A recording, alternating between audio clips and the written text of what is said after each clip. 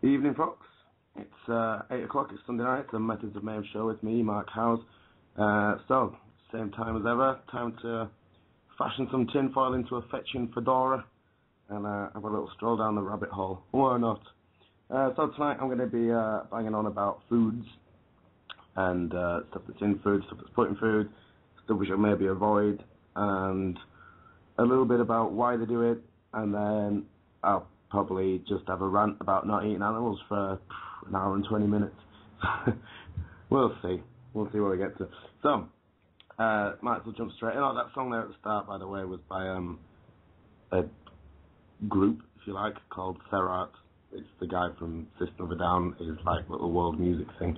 Which was a haunting piece. It's a little longer than I expected, actually. I thought it was about a minute long. But now I look, it is not.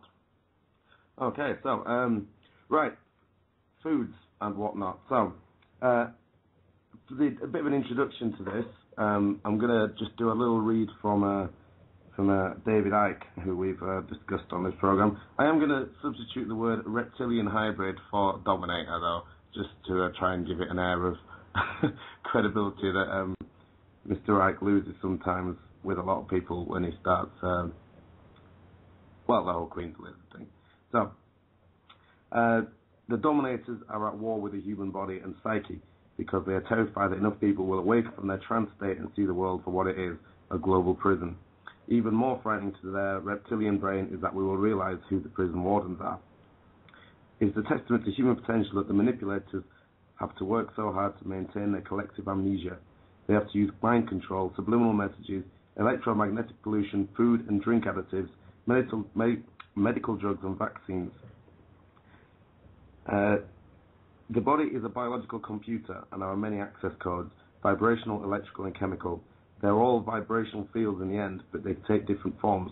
Everything is an expression of everything else. So a chemical will affect the body vibrationally, and a vibrational electrical field can affect the body's chemical balance. This means that when the body is destabilized chemically, it disrupts the electrical systems, which, in this reality, affect thought and emotion. That's a given when you see how people are constantly imbalanced mentally and emotionally by medical and other drugs. I gave the example earlier in the book of ignore that. That's me not reading what I'm reading. So, the body itself has the ability to think and express emotions, and our infinite awareness communicates with this reality through the body's electrical systems. If the body is chemically imbalanced, the electrical communication short circuits with the endless consequences that we see in medical and psychiatric hospitals. The conspiracy wants to access our body computers in every way possible to undermine our ability to think straight, have balanced emotions, and bring high levels of perception through the computer in this five-sense world. This is what the dominators are doing through their food and drink corporations and their pharmaceutical cartel. Okay, so I'll just nick that from Mr. Icke there. I'm not averse to nicking things if someone writes something better than I would do. So, yeah, what he's saying is that the controlling the food and what we put into ourselves is an important part of making sure the other mind control techniques that we're subject to have the desired effect. Sorry, I was just, last week I actually had a little listen back to the show to see how loud my voice is and these things, not because I'm an egotist, maybe a little bit, and I noticed that this noise is very annoying, so I apologise for that. I'll try and keep that out as much as I can, he says while clicking. That's because I read I read the notes from through the computer screen, so I have to scroll down through them, you see. So, anyway, back to what I was saying. So, what we put into our bodies for nourishment, or otherwise, as we'll get to, is important because you could argue it's a victimless crime. It's up to you what you eat and that, which it is. It is technically like that. But that's going to affect our consciousness because I think I said this last week or the week before, and this is literally true, and I never use the word literally unless I literally mean it. We are what we eat. That's literally true. Your whole body, I think it's 6 years, something like that. There's not a single cell in your body that was there 6 years ago. Which makes of interesting arguments, as in are we more of a wave than a mass, but that's for a different show, I think. So yeah, we are what we are completely constructed out of what we've taken into ourselves. And again, it's more than that even. We are what we put into our body in totality. So not just food, drugs or medication.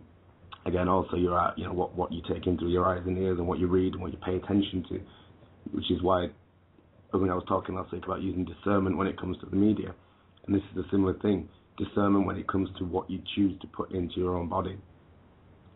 Because everything we bring into ourselves, whether media or reading or food or medicine or anything like this, it's information. And it's information. Everything's information is what I'm saying. So with this information, if you put junk in, you'll get junk out. If you take crap in, you'll get crap out. Oh, hang on. Ignore that in today's topic. And that's as simple as it is. You put junk in, you get junk out. So excuse me. I thought my cough had gone. It pops up just in time for the show. So if say you've got a computer and you just feed it viruses and crap all the time, that computer won't function properly. It'll get viruses and it will not be well because it's not running properly, because it hasn't had the right information put into it. And it's the same with the body. And it's that easy. If you take in good things, and they become you, then you'll put out better things into the world. That's what you'll manifest. And it's that simple. The truth, again, is always simple. And the controllers want you to think it's a lot more complicated than that, but it's not. It's just that easy. So, problems with the food we are eating in general in the West. Now, these fundamentally hold us back as a species, because again, I mentioned at the start, if they want to pave the way for more control on ignorance and apathy, if you're in control of a food supply, you have control over that, and food has the power to do that. The good news again is that we have the power to change that, and we have the power to choose what we eat. Still, we have a small modicum of control still over what we eat, and if we're not careful, that could change. It's one of the only things where we do have a small amount of control of it, not like the air that we breathe, because that's polluted, or you can choose where you live. But especially now with chemtrail phenomena, you never know what you're breathing even anymore, which is actually linked with the food thing, because for now we have control over what we eat. There's some speculation that the chemtrail phenomena is about poisoning the soil so that only genetically modified Monsanto crops will grow, which I'm sure people have heard about. So it's about making higher consciousness choice in what we take into ourselves. So the first doctor, so he's called, of modern civilization, the old Greek chap Hippocrates, the guy from who we get the Hippocratic Oath, which doctors take, he said, "Let thy food be thy medicine, and thy medicine be thy food," because he understood what generates health and well-being.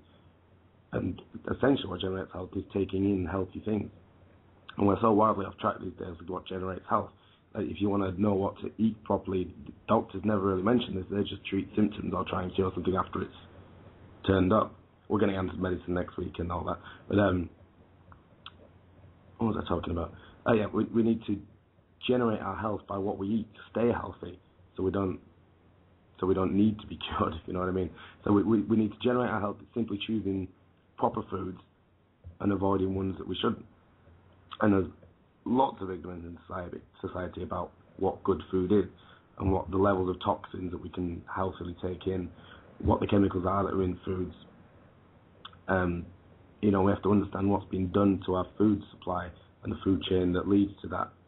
And this is an area of the truth movement, if you will, that not a lot of people seem to be really onto with food. I mean, a lot of people have partial pictures of the dynamic, and they'll focus on one thing and one thing alone. I think that's the problem, and that can be a dangerous thing. It's a partial picture. I think we need to go deeper. For example, if people don't want to acknowledge the occult aspect of the power games that are being played, and it's an attachment to belief systems, and these attachments are especially strong when it comes to food, because people are very attached to their food and what they eat, and they don't want to believe that it has a bearing on consciousness, and it does. When we don't have quality nutrients, we can imbalance the brain, especially the neocortex, which we've talked about on the show before. And the neocortex especially needs proper nutrition to function. And this is where all our higher rational thought process happen. This is where the left-right brain divide is in effect, and it's the human brain. When it becomes imbalanced, it can become dysfunctional, and then you can lead to a hemisphere being dominant, or we've talked about that a lot of times. Left, right, dominant brains, and when the brain and the neocortex isn't getting the nutrients it should get, it's not working as it should do, and then you can cause all kinds of problems in your brain. And if it gets destabilized, it means behavior is going to be changed for the worse. And if it gets so destabilized, you can do damage to your neocortex if it's not getting what it needs. And that's when you revert back to our complex reptilian brain, survival, me, egoic and selfish, and hoarding and uncaring and survivalist, which is, I'm sure you see that a lot in the day-to-day life. Or a right brain imbalance where you would be, slave-like, go along to get along, passive sort of thing. So food will and can imbalance the brain or aid its imbalance. So we need to look into the toxicity that's in our food chain, how these things have got there, and specifically a few things that we should be avoiding. So I'll get into that in a couple of minutes. I'll pop a song on whilst we have a little digest of that. Okay, I'll get the rock song out of the way nice and early so we don't have to worry about that anymore.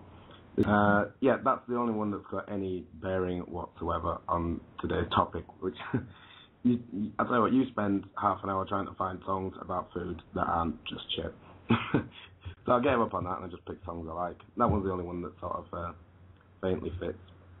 Right, so toxicity that's in our food chain. Where I'll begin. So there are very toxic and poisonous aspects in all our food. Most modern grown produce uses large amounts of chemical pesticides and fertilizers, so crops are sprayed to keep pests away from eating them, and more importantly, of course, eating into their yield and profit. So obviously these pesticides are used to kill bugs, but their toxicity goes into the food that we eat, and you can't wash it off. If people clean apples and that, so it makes no difference if you're trying to get pesticides off. It's not on the skin of the apple itself.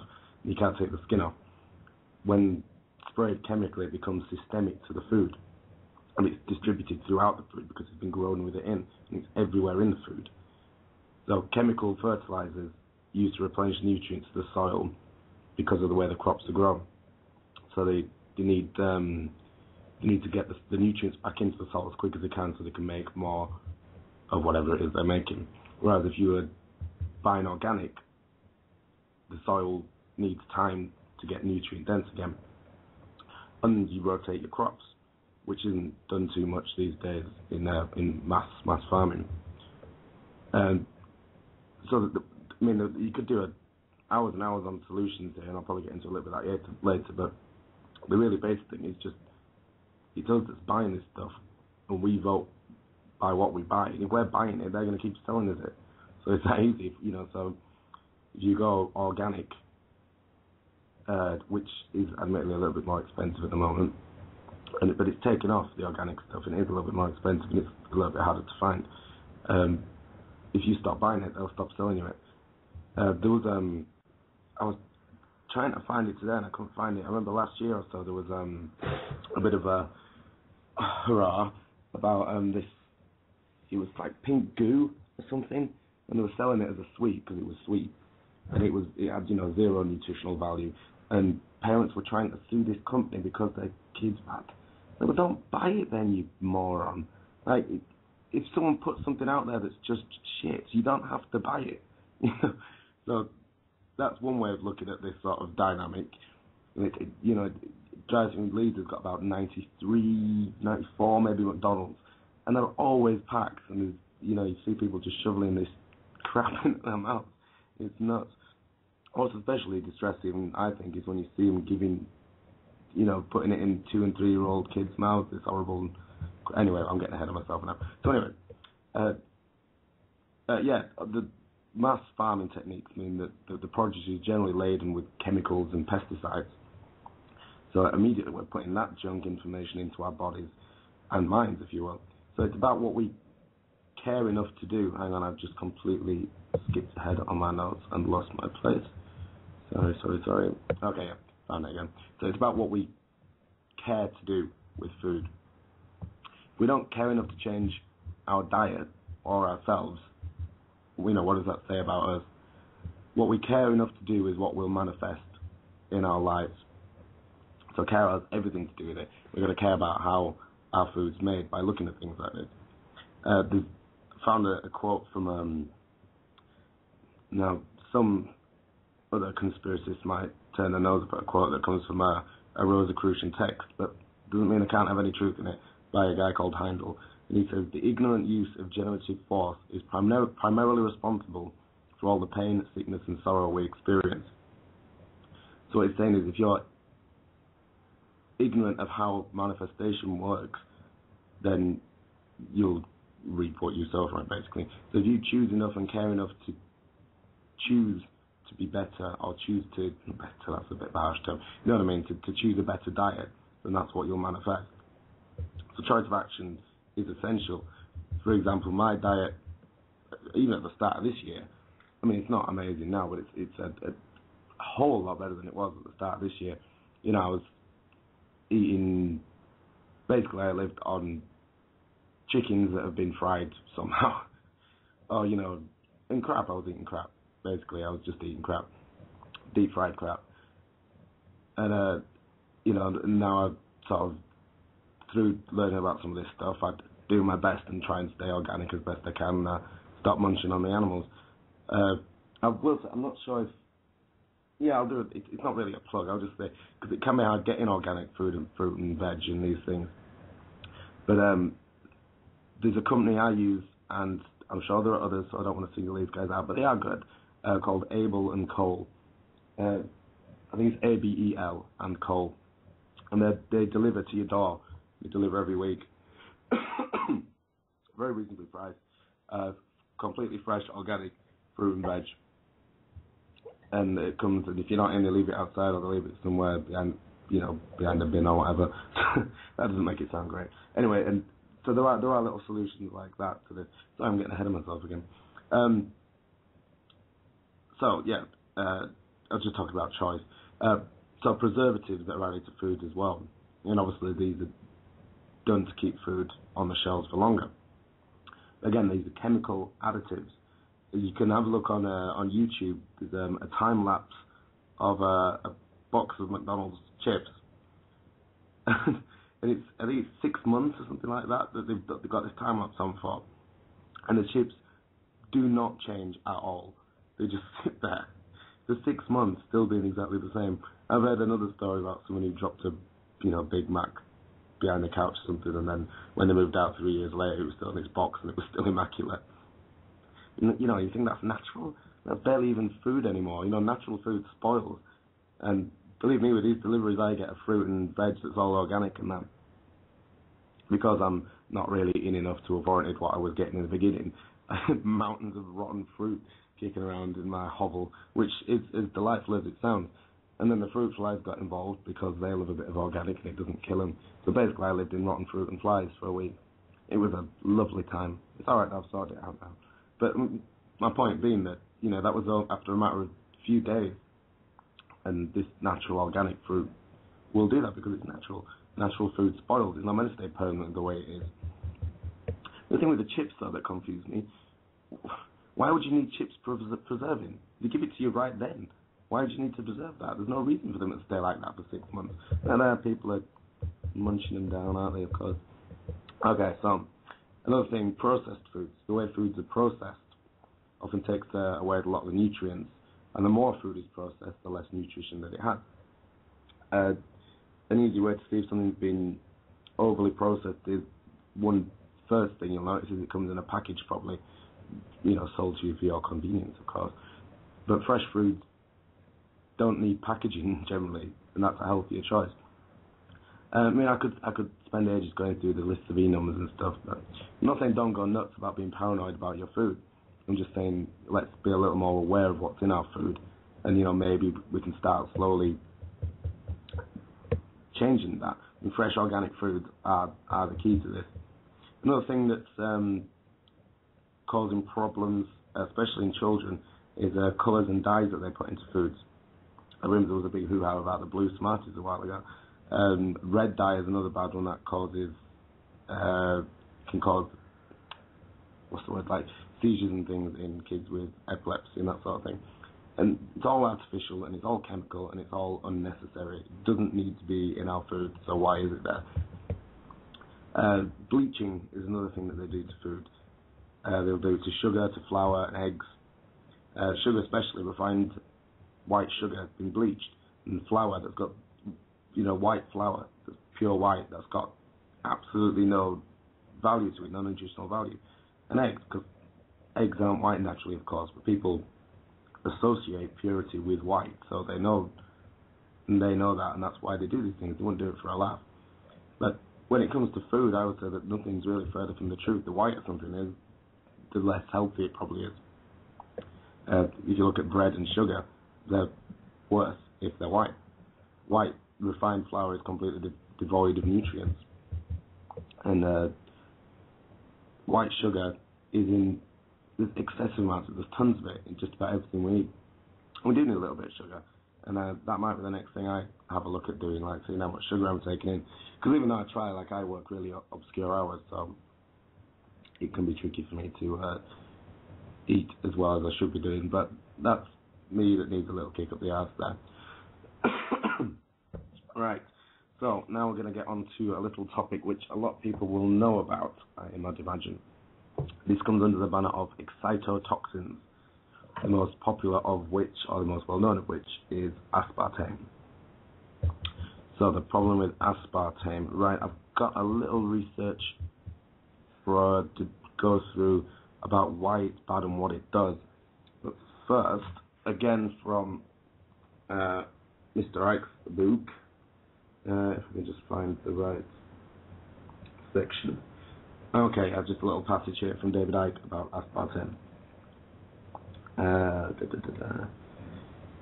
He's talking about obesity and things, and he says, it was through this technique that they gave us an horrendous chemical concoction, sugar substitute or artificial sweetener, called aspartame. It is known under trade names like NutraSweet, Equal, and Spoonful, and is 200 times sweeter than sugar. Almost everything that says no sugar, no added sugar, or diet drink will be polluted by aspartame. It was manipulated onto the market by Bush Defense Secretary Donald Rumsfeld in the early 1980s when he was CEO of the pharmaceutical company G.D. Searle, before it sold out to Monsanto. Rumsfeld did his between trips to meet people like Saddam Hussein to arrange for shipments of chemical biological weapons. I can understand the connection because, for me, aspartame is a chemical weapon for use against the human brain and is widely used in soft drinks consumed in great quantities by children while their brains are still forming. Aspartame is reported to have been the subject of 75% of the complaints reported to the Adverse Reaction Monitoring System in the U.S. Food and Drug Administration, the FDA. These complaints have included headaches, dizziness, attention difficulties, memory loss, slurred speech, and vision problems. These symptoms are now known as aspartame disease, just as the effects of the flavor enhancer Monosodium Glutomate are called Monosodium Glutamate complex. I will get onto Monosodium Glutamate in a bit. Okay, hang on a sec. Okay. Dr. Ralph G. Wanton, Professor of Psychiatry at Northeastern Ohio University College, reviewed all the studies on aspartame and found 166 with relevance for human safety. All of the 74 studies funded by the aspartame industry gave it the all clear, but 92% of those independently funded revealed safety problems. Aspartame changes brain chemistry and lowers the threshold for seizures, causes mood disorders and other problems of the nervous system. It is also addictive, and people often find it difficult to stop consuming soft drinks that contain aspartame. The television producer I spent... hang on. Sorry, excuse me. Okay, right, yeah. There you go. How did this get through? Rumsfeld pushed it through, basically, because it was found to be dangerous for many, many years, and then all of a sudden Rumsfeld got into government and somehow it managed to sneak itself through. Right, so that was just a little introduction there to aspartame by everyone's favourite, David Icke. So, aspartame is the technical name for brand names that include NutraSweet, Equal, Spoonful, Equal Measure. It was discovered by accident, apparently, in 1965, when a chemist was testing for an anti-ulcer drug. Hang on a sec. Aspartame was approved for dry goods in 1981 and carbonated beverages in 1983. Sorry, I've just got this big list of aspartame facts. Okay, here we go. This makes more sense now. Aspartame accounts for over 75% of the adverse reactions to food additives reported to the FDA. Many of these reactions are very serious, including seizures and death.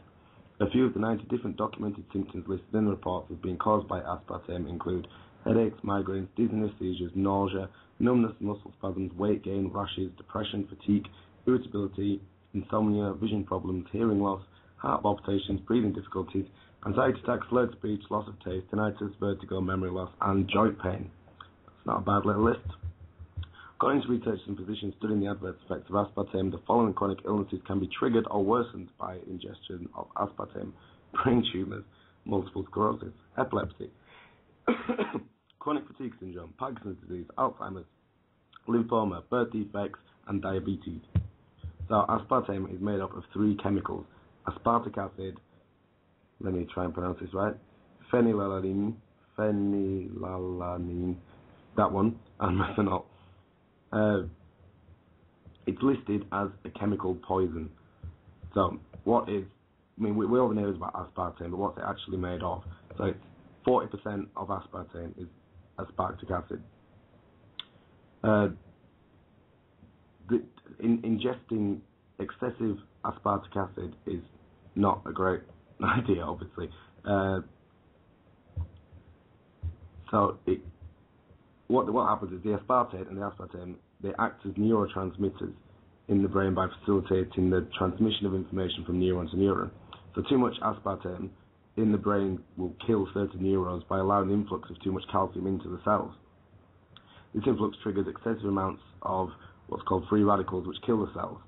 So the neural cell damage that can be caused by excessive aspartame is what's referred to as, these are what we call the excitotoxins. They excite or stimulate the neural cells until they die. So it lets things into the brain that shouldn't be there. So aspartic acid is an amino acid, and taken in its free form, it significantly raises the blood plasma levels of aspartate and glutamate. The excess aspartate in the blood plasma shortly after ingesting aspartame or products leads to a high level of neurotransmitters in certain areas of the brain. There's a thing called the blood-brain barrier. Try saying that when you've had a few beers. The blood-brain barrier, which not only protects the brain from excessive glutamate or aspartate as well as some toxins. It's not fully developed during childhood. It doesn't fully protect all areas of the brain, but it gets damaged by numerous chronic and acute conditions, and these conditions are brought on when the aspartame can get through, because the excess glutamate and aspartame can slowly begin to destroy the neurons. So basically, it eats your brain. So some of the more illnesses that have been linked to long-term exposure to this excitatory amino acid: multiple sclerosis, memory loss, hormonal problems, hearing loss, epilepsy or Alzheimer's, Parkinson's, hypoglycemia, AIDS, dementia. AIDS? That can't be right. Sorry. Maybe it's just... Anyway. The risks to infants, children, pregnant women, the elderly and persons with chronic health problems from excitotoxins are great. It is prudent to avoid the use of dietary supplements of L-glutamic acid by pregnant women, infants and children. The existence of evidence of potential endocrine... This is getting really sciencey, isn't it? So, let me just skip ahead there. So, anyway, aspartame, it's an excitotoxin. It gets in your brain and it can disrupt the neural connections that are made there. And it can cause headaches, migraines, nausea, abdominal pains, fatigue, sleep problems, vision problems, anxiety attacks, depression, and it can also help the onset of asthma. My dad actually he used to have 2 NutraSweets, or whatever they were called, in his coffee or tea every morning. And that's pure aspartame, really. And he hadn't had migraines for years, since he was a kid. And then when he started having these, his migraines came back, and he came back pretty bad. And then when he sort of found out about aspartame and whatnot, he cut it out, and then miraculously, straight away, the headaches once again stopped. So, stay clear of aspartame if you can. That's all diet drinks, Diet Coke, Coke Zero, which is if you look at the ingredient list, by the way, on Diet Coke and Coke Zero, it's exactly the same thing. I mean, it's exactly the same thing. Yeah. So there's aspartic acid, so there's phenylalanine in it. That's 50% of aspartame, which is also hang on, let me just look. It's also a dangerous topic anyway. Dangerous substance. So I'm just going to stick a song on and have a quick mooch through all this sciencey data, so I'm not just reading out numbers for the next half an hour. Okay, welcome back to the complicated and confusing science show with me, Mark Howard. Don't worry, I have had a little mooch ahead and sort of adjusted what was going on about. It looked good when I was typing it all out and, cutting and pasting facts and figures. When I got down to actually looking through it then, it was pretty boring. So, no more chemical equations, I promise. Okay, so basically, aspartame, keep away from it.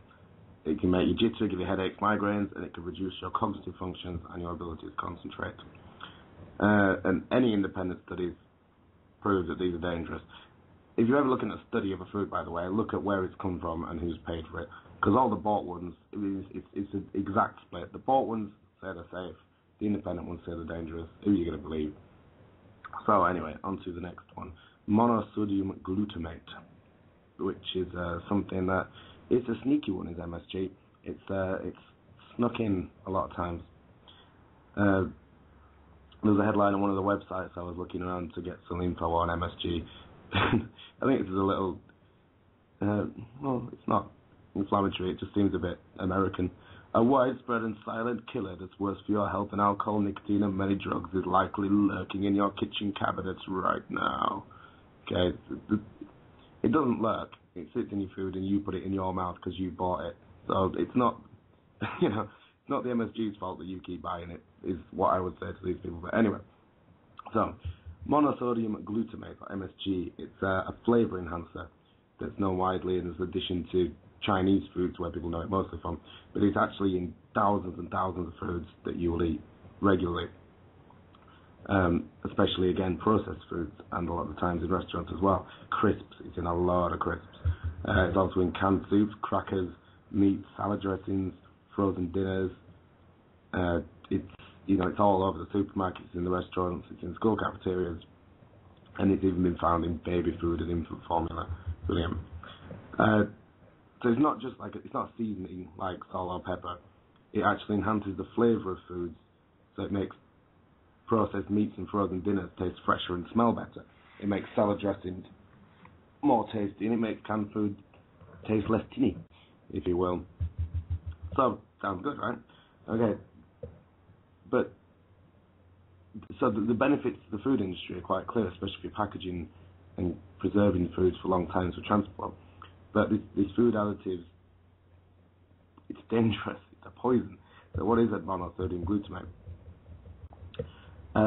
It was actually released in the States, originally called Accent at first, but it was created in 1908.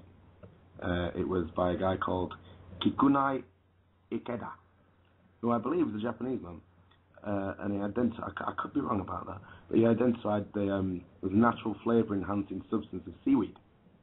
So he got this idea from this substance, and they created a man-made version, man-made additive, which is MSG.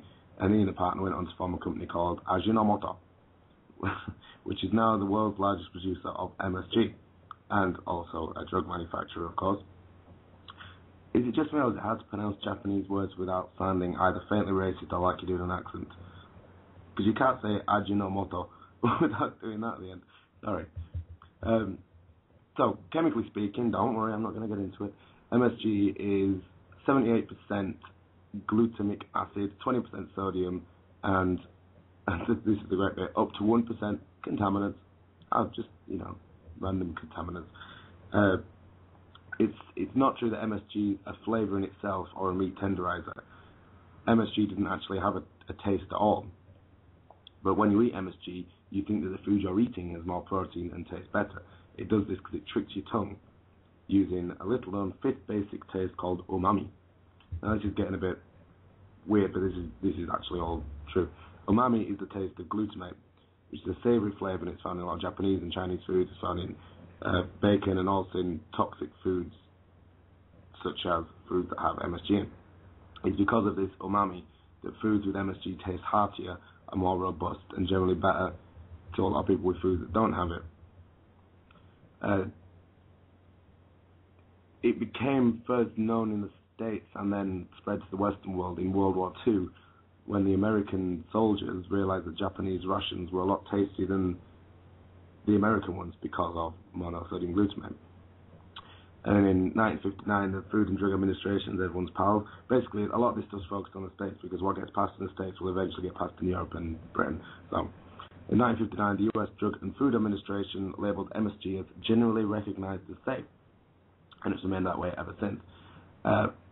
But it was 10 years after that, in the early 70s and very late 60s, that a condition known as Chinese restaurant syndrome entered medical literature, which was a way of describing the numerous side effects that people got from eating MSG. So today that syndrome's more called MSG symptom complex, which the FDA now identifies as short-term reactions to MSG. So we'll get into some of what some of those reactions are. So why is monosodium glutamate so dangerous? It's another excitotoxin. So I don't want to get into this too deeply again, but I'll try and, again, it overexcites the cells in your brain to the point of damage or death.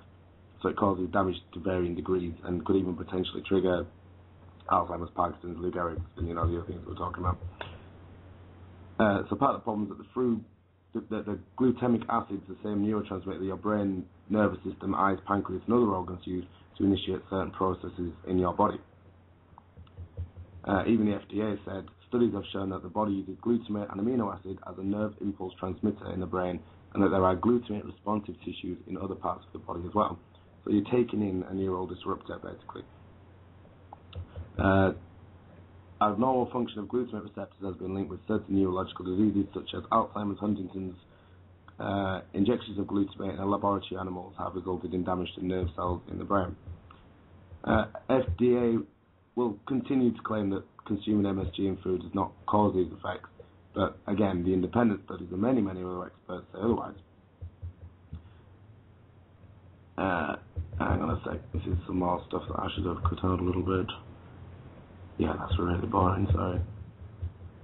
Okay, so adverse effects linked to regular consumption of monosodium glutamate include obesity, eye damage, headaches, fatigue and disorientation, and depression. So the FDA admits that these are short-term reactions and known in the medical community as MSG symptom complex, but they'll say these occur in groups of people, namely those who've taken large doses of MSG or those with asthma. According to even the FDA, MSG symptom complex can involve these following symptoms: numbness, burning sensation, tingling, facial pressure, chest pains or difficulty breathing, headache, nausea, rapid heartbeat, drowsiness, weakness. The problem is they don't know who is sensitive to MSG, but apparently some studies in the 70s suggested that 25 to 30% of the population is intolerant of monosodium glutamate at levels found in the food. And this was then, in the 70s. There's a lot more since then. And it's estimated that up to 40% of people may now be impacted. So how do you know if there's MSG in your food? Well, pretty simply, read the label. You'll see it in a lot of things, crisps, especially McCoy's crisps, chocked full of it. That's why they taste as they do. What else is in pot noodles and stuff like that? And they stash it everywhere. Of course, now that people they're catching on to what that people are looking for this and avoiding it. So they're trying to use different terms for this. And there's also things throughout the pass legislation that they won't have to tell you at all what's in the food. So yeah, they're trying to use names that you wouldn't associate with MSG. Hang on a sec. Just trying. Yeah, so you want. I mean, I haven't even got a list of these names, but they will try and sneak them in under the E-number names and these sorts of things. So how do you avoid it if they're not telling us it's there now, even? Or if you're in a restaurant or something like that, you can ask waiters and waitresses if stuff's got MSG in it. And you can ask that no MSG will be added, but even then you can't really be sure, especially in sort of Chinese or high turnover restaurants will probably use it. Basically, if you're eating fresh foods and fresh diet, you will not get any MSG in. It's that simple. But again, to be honest, as I said, keep reading your labels and keep an eye out for MSG. It's another nasty one. Okay, I'm all out of breath, so I'm going to stick a song on. Okay, yeah. Make sure you get yourselves down to the conference if you haven't already got your tickets sorted. It should be a cracking day. Hang on, someone's chatting away to me. Oh, it's Diane, look at that. Interrupting me while I'm banging on about foods. Okay, so more foods that we should be hiding from. Not even hiding from, just ignoring, basically. And I'll stop trying to sell us it. Another one that they sneak into a lot of things are what are called trans fats. They groove the arteries around the heart, which makes cholesterol lodge in them. And cholesterol is not an inherently bad thing. If it gets a bad press, it's bad when it gets lodged in the arteries. So it's an intake of these trans fats that's in homogenized oils and margarines and spreads, that the trans fats, and these create and cause heart disease. So trans fats, another one to look out for. Chlorine is a big one. Most water supplies have it added. Pretty much all, I would say. So we drink it, we bathe in it, and it's a poison. It's very dangerous. So yeah, purifying drinking water is obviously an important thing that we can do to avoid chlorine. And if you haven't got house filters or anything like that, which can be expensive, as we know, taking cooler showers will help because you're not breathing as much of it in. Basically, it's a poison. Avoid it, and it's in our water to try and keep it clean, allegedly. So, which brings us on to fluoride, which is a big one, because fluoride is another poison. It's a rat poison, fluoride. It was actually added to... Oh, hang on, I'll get ahead of myself now. I've got another little passage here from David Icke about fluoride. So, fluoride is an intellect suppressant added to drinking water supplies and toothpaste.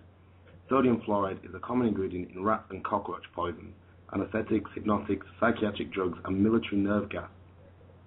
It's one of the basic ingredients of the drug Prozac, and in the sarin nerve gas used in the attack in the Japanese subway systems in 1995. Independent scientific evidence has said that fluoride causes various mental disturbances and makes people stupid, docile, and subservient. Can you see why they might want to put this in your water? This is besides shortening lifespans and damaging bone structure. The first use of fluorinated drinking water was in the Nazi prison camps in Germany, thanks to the Dominator's pharmaceutical giant IG Farben. This was the company that ran camps like Auschwitz, and it still exists in its constituent parts. Like, does anyone think that the Nazis did this because they were concerned for the teeth of the inmates? This mass medication of water supplies with sodium fluoride was to sterilize the prisoners and force them into quiet submission. Charles Perkins, a chemist, wrote the following to Lee Foundation for Nutritional Research in 1954. In the 1930s, Hitler and the German Nazis envisioned a world to be dominated and controlled by a Nazi philosophy of pan-Germanism. The German chemists worked out a very ingenious and far-reaching plan of mass control, which was submitted to and adopted by the German General Staff. This plan was to control the population in any given area through mass medication of drinking water supplies. By this method, they could control the population in whole areas, reduce population by water medication that will produce sterility in women, and so on. In this scheme of mass control, sodium fluoride occupied a prominent place. Charles Perkins said that repeated doses of infinitesimal amounts of fluoride will in time reduce the individual's power to resist domination by slowly poisoning and narcotizing a certain area of the brain, thus making people submissive to the will of those who wish to govern them. He said it's a convenient light lobotomy. The real reason behind water fluoridation is not to benefit children's teeth, he said. If this was the true motivation, there were many ways in which it could be done that were much easier, cheaper, and far more effective. The real purpose behind water fluoridation is to reduce the resistance of the masses to domination, control, and loss of liberty. Perkins said that when the Nazis under Hitler decided to go into Poland, both the German General Staff and the Russian General Staff exchanged scientific and military ideas, plans, and personnel, and schemes of mass control through water modification was seized upon by Russian communists because it fits ideally into their plan to communize the world. Birkin said, I was told of this entire scheme by a German chemist who was an official of the great IG Farben chemicals industry and was also prominent in the Nazi movement at the time. I say this with all the earnestness and sincerity of a scientist who has spent nearly 20 years research into chemistry, biochemistry, physiology and pathology of fluorine. Any person who drinks artificially fluorinated water for a period of 1 year or more will never again be the same person mentally or physically. This is the reason why the Illuminati had been expanding the consumption of fluoride. What better way to suppress the mind of the population than through the public drinking water supply or the toothpaste they use every day? When we drink anything made from fluoridated water, including beer and soft drinks, we are being slowly and consistently drugged, and the effects, both physical and mental, are cumulative.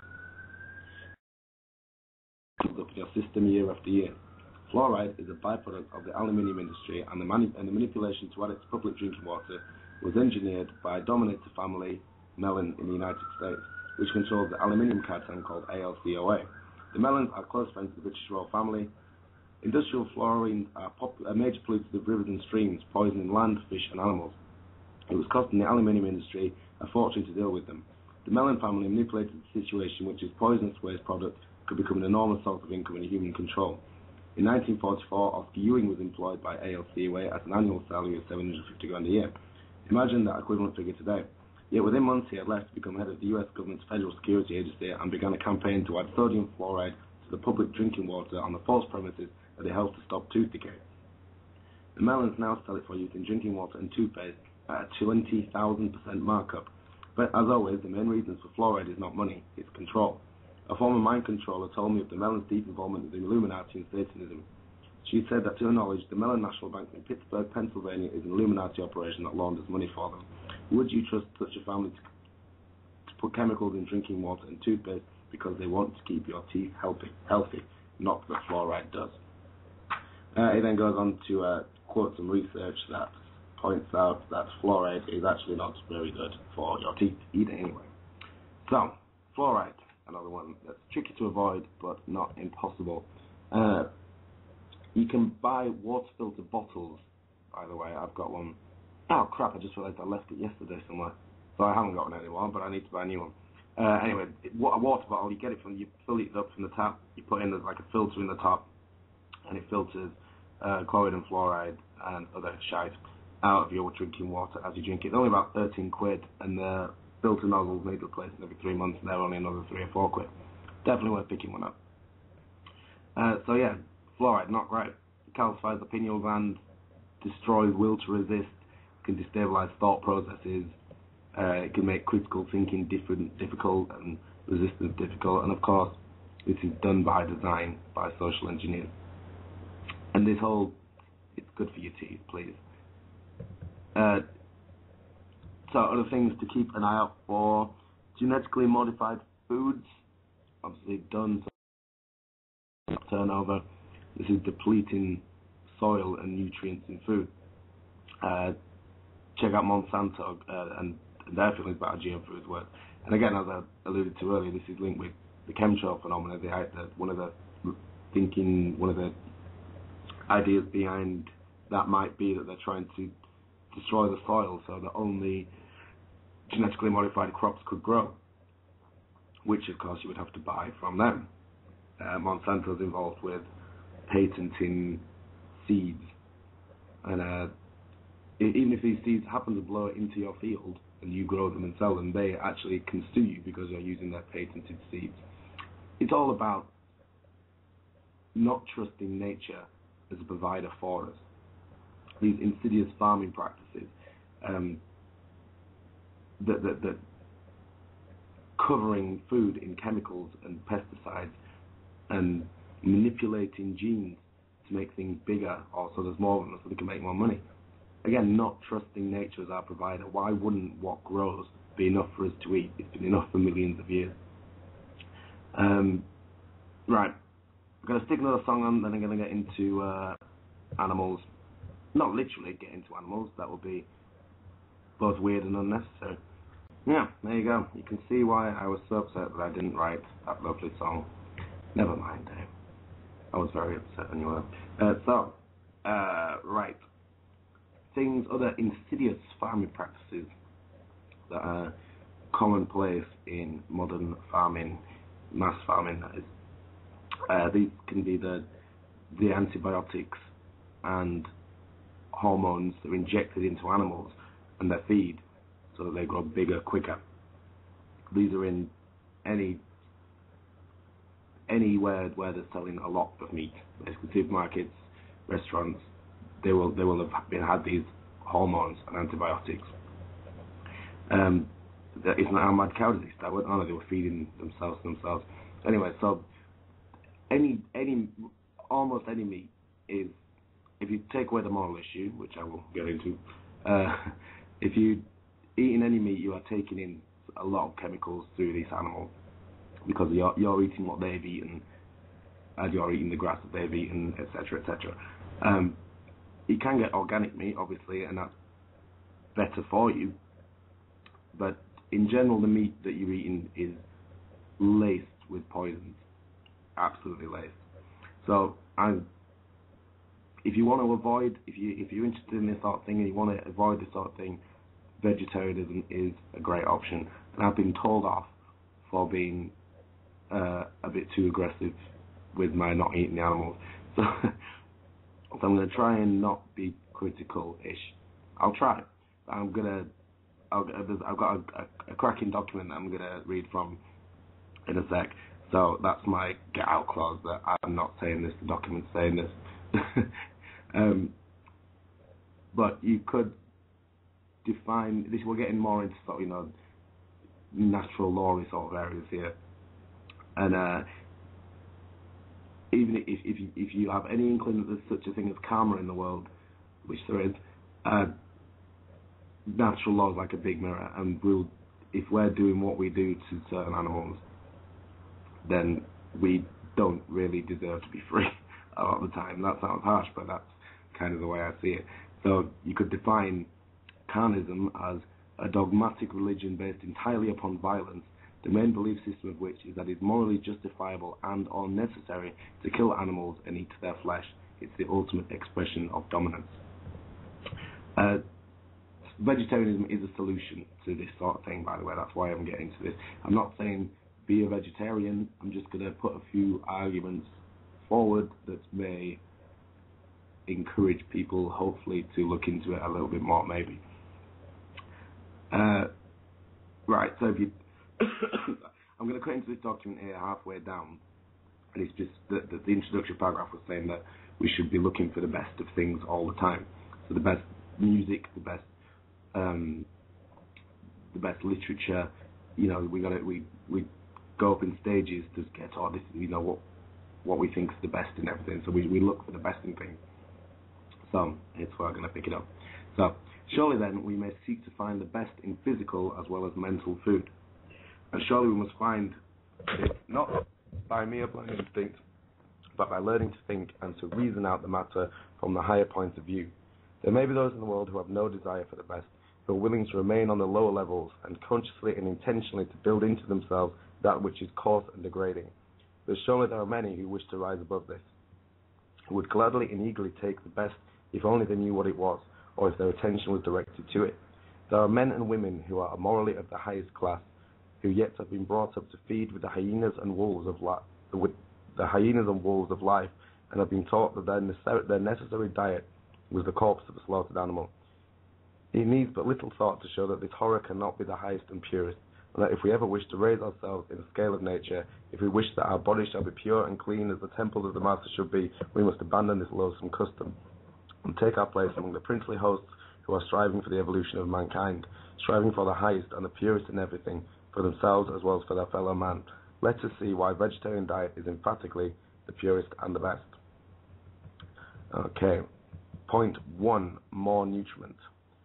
First, because vegetables contain more nutriment than an equal amount of dead flesh, this will sound a surprising and incredible statement to many people, because they've been brought up to believe that they cannot exist unless they defile themselves with flesh. And this delusion is so widely spread that it is difficult to awaken the average man from it. It must be clearly understood that this is not a question of habit or sentiment or of prejudice. It is simply a question of plain fact. As to the facts, there is not and there has never been the slightest question. There are 4 elements necessary in food, all of them essential to the repair and the upbuilding of the body: proteins or nitrogenous foods, carbohydrates, hydrocarbons and fats, and salts. This is the classification usually accepted among physiologists, although some recent investigations are tending to modify it to a certain extent. Now, there is no question that all of these elements exist to a greater extent in vegetables than they do in dead flesh. For example, milk, cream, cheese, nuts, peas, and beans contain a large percentage of proteins or nitrogenous matter. Wheat, oats, rice, and other grains, fruit, and most of the vegetables consist mainly of carbohydrates, that is, of starches and sugars. The hydrocarbons or fats are found in nearly all the protein foods and can also be taken in the form of butter or of oils. The salts are found practically in all foods to a greater or lesser extent. They have the utmost importance for the maintenance of the body tissues, and what is called saline starvation is the cause of many diseases. It is sometimes claimed that flesh meat contains some of these things to a larger degree than the vegetables, and some tables are drawn up in such a way as to suggest this. But once more, this is a question of fact, and must be faced from that point of view. The only sources of energy in dead flesh are the protein matter contained therein, and the fat. And as the fat in it is certainly no more value than any other fat, the only point to be considered is the proteins. You must remember that proteins have only one origin. They are organized in plants and nowhere else. Nuts, peas, beans, and lentils are far richer than any kind of flesh in these elements, and they have this enormous advantage that the proteins are pure and therefore contain all the energy originally stored up in them during their organization. In the animal body, these proteins, which the animal has absorbed from the vegetable kingdom during its life, are constantly passing down to deorganization, during which descent the energy originally stored in them is released. Consequently, what has been used already by one animal cannot be utilized by another. The proteins are estimated in some of these tables by the amount of nitrogen contained therein. But in a flesh meat, there are many products of tissue change, such as urea, uric acid, and creatine, all of which contain nitrogen and are therefore estimated as proteins, although they have no food value whatsoever. Nor is this all the evil, for the tissue change is necessarily accompanied by the formation of various poisons, which are always to be found in flesh of any kind, and in many cases the virulence of these poisons is very great. So you will observe that if you gain any nourishment from the eating of dead flesh, you obtain it because during its life the animal consumed vegetables, or vegetable matter. You get less of this nourishment than you ought to have because the animal has already used up half of it, and you along with various undesirable substances and even some active poisons, which are of course distinctly deleterious. I know there are many doctors who will prescribe the loathsome flesh diet in order to strengthen people, and they will offer me with a certain amount of success, though even on this point they are by no means agreed.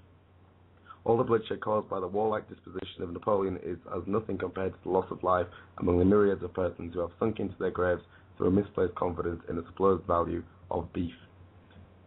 At any rate, the strengthening results can be obtained more easily from the vegetable kingdom when the science of diet is properly understood, and then it can be obtained without the horrible pollution and without all the undesirable concomitants of the other system. So, what it's saying is then that you don't need to eat animals to get your nutrients, because the animal got its nutrients from the vegetable world and vegetable matter, so why would you need to run that protein and nutrient through the body of an animal, kill it, and then eat it second hand? We don't eat wolves and hyenas and things because they're higher up, they eat other animals. There's not a lot of nutrients in them. We eat animals that are right next to the grass, basically, literally. There's a quote from, I'm not sure it's from, Sir Henry Thompson, I don't know that is. Anyway, it is a vulgar error to regard meat in any form as necessary to life. All that is necessary to the human body can be supplied by the vegetable kingdom. The vegetarian can extract from his food all the principles necessary for the growth and support of the body, as well as for the production of heat and force. It must be admitted as a fact beyond question that some persons are stronger and more healthy who live on that food. I know how much of the prevailing meat diet is not merely wasteful extravagance, but a source of serious evil to the consumer.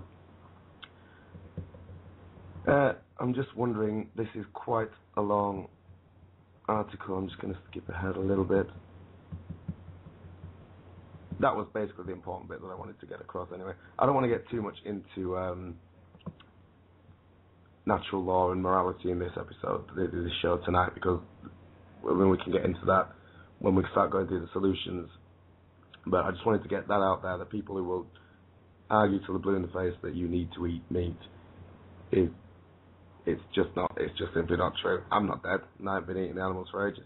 Well, not that long, but, long enough. Sorry, this is a great quote. I'm just going to read this. Because many serious diseases come from this loathsome habit of devouring dead bodies. Here again, I could easily give you a long list of quotations, but as before, I'll be satisfied with a few. Flesh is an unnatural food, and therefore tends to create functional disturbances. As it is taken in modern civilizations, it is infected with such terrible diseases, readily communicable to man, such as cancer, consumption, fever, intestinal worms, etc. To an enormous extent, there is little need to worry that flesh eating is one of the most serious causes of diseases that carry off 99 out of every 100 people that are born. So, there you go. It's also not very good for you either.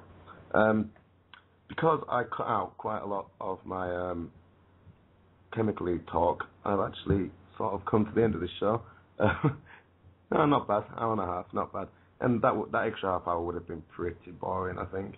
I was just going to break down what's in aspartame.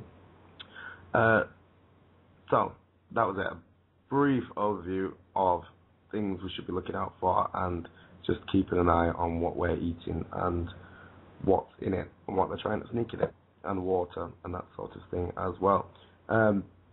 So food is part of a two-pronged approach that goes along with medicine, and I will be getting into medicine next week. So there you go.